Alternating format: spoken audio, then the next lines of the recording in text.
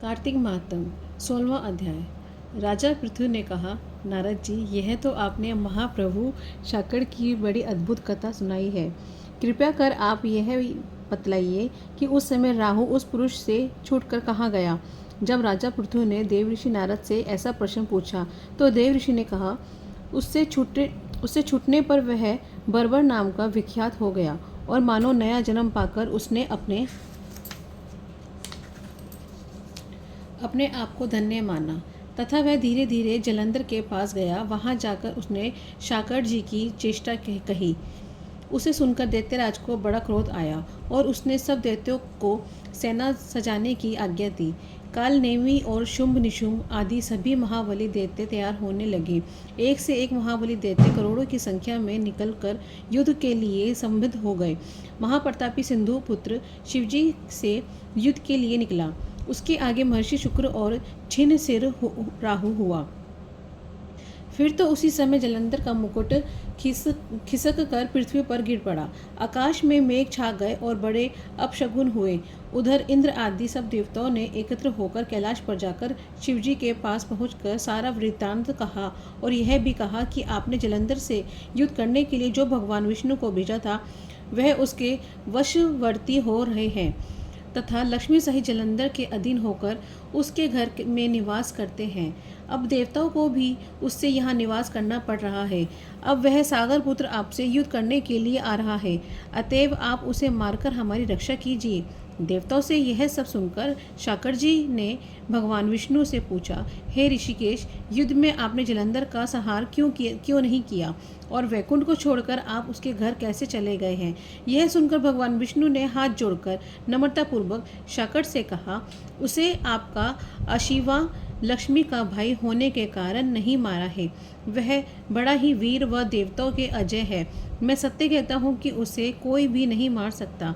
इस पर मैं मुग्ध होकर अब मैंने स्वयं उसके घर में रहने का वर दे दिया है और इसी कारण मैं उसके घर में रहता हूँ। हे सूर्यवर्य विष्णु, आप यह कहते हैं कि उस दैत्य जलंधर को मैं अवश्य मारूंगा, इसमें कोई संदेह नहीं है। पर अब आप सब देवता जलंधर को मेरे द्वारा मरा हुआ ही अचानक अपने स्थान को जाइए।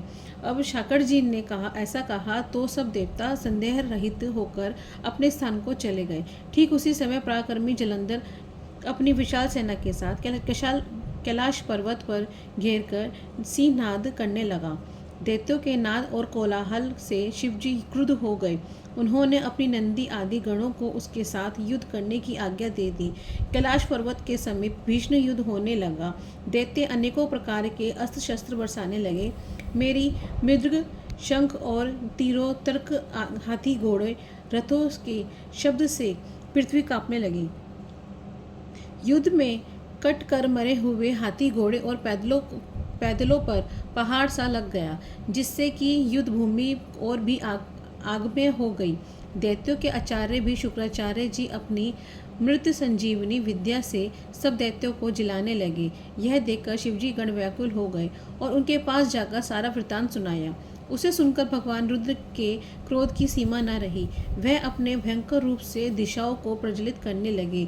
फिर तो उस समय उनके मुख में एक बड़ी भयंकर कन्या उत्पन्न हुई, जिसकी दोनों जंघाएं ताल वृक्ष के समान थीं।